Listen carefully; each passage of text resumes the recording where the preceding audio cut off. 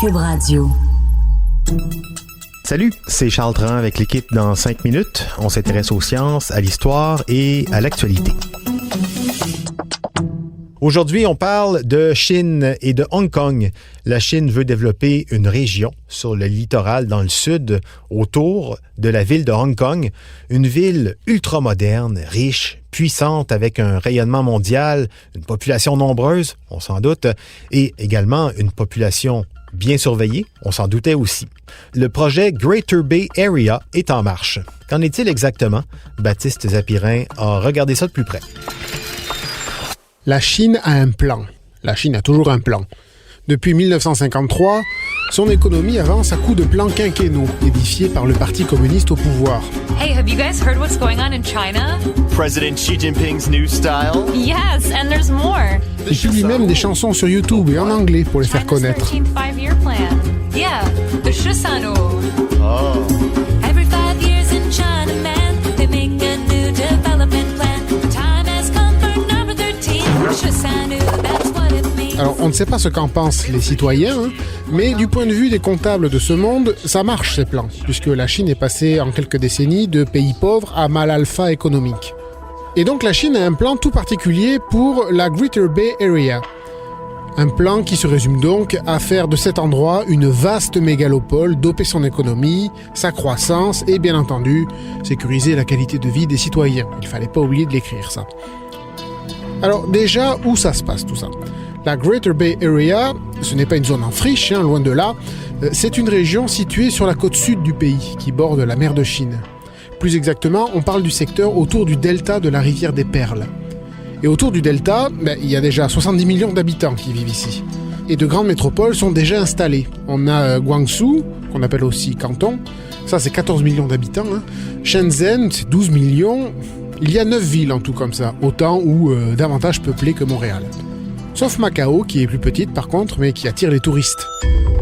Et dans le lot, il y a aussi Hong Kong, l'île rebelle qui tient tête au gouvernement chinois. Tiens, on va y revenir. Une région très dense et dynamique déjà donc, dont l'économie génère 1500 milliards de dollars, plus que certains pays du G20 comme le Mexique ou l'Australie. Alors c'est quoi le plan ? C'est faire plus de cash ? Mais oui, c'est faire plus de cash. Améliorer la vie des citoyens. Mais faire plus de cash. Et pour ça, la Chine veut connecter ses villes, et notamment améliorer les services et les infrastructures locales, pour faciliter la circulation de tout ce petit monde, la circulation aussi des tonnes de marchandises, et la circulation du cash. Comme le 13e plan quinquennal de la Chine a commencé en 2016... Oui, ce plan-là, certains ouvrages sont déjà en chantier, voire même terminés, comme le pont qui relie Hong Kong à Macao et Zhuhai. Faire plus de cash, c'est bien, mais c'est un peu vague. On soupçonne que le gouvernement chinois ait des objectifs plus précis en tête, comme concurrencer la Silicon Valley californienne par exemple.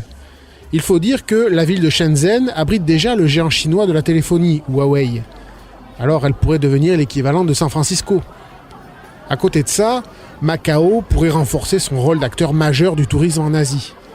Et puis Hong Kong, elle deviendrait une place forte de la finance. Sauf que concurrencer la Silicon Valley, on n'en est pas là. Déjà, les entreprises techno de la baie chinoise n'ont qu'un tiers de la valeur des firmes américaines, pour l'instant.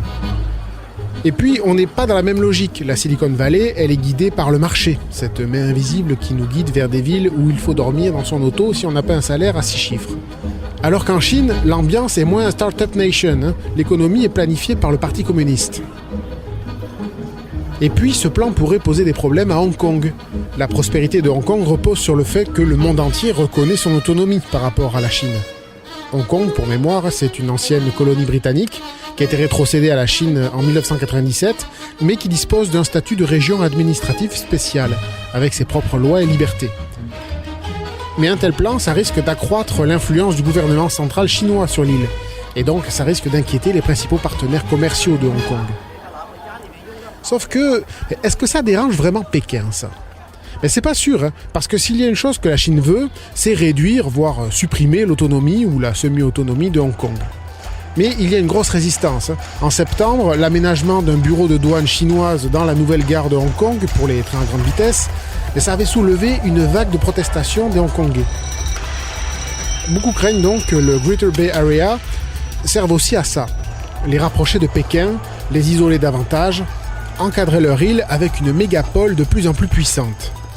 Mais bon, tout ça, ce sont juste des suppositions, hein. Ce n'est pas écrit dans le plan officiel. Oui, et c'est sûr que les tensions entre Hong Kong et Pékin, c'est quelque chose que ne peut pas oublier le gouvernement chinois au moment de concevoir et bâtir ces grands projets. Le monde entier observe les impressionnantes manifestations qui durent depuis des mois là-bas entre les manifestants pro-démocratie qui défendent leur autonomie et accusent Pékin de brimer leurs droits et les policiers chinois. Bref, ça joue dur. Alors, ce serait pas surprenant que Pékin se serve de ce projet Greater Bay Area pour encadrer un peu plus Hong Kong, la rebelle. Merci beaucoup, Baptiste Zapirin. C'était en 5 minutes.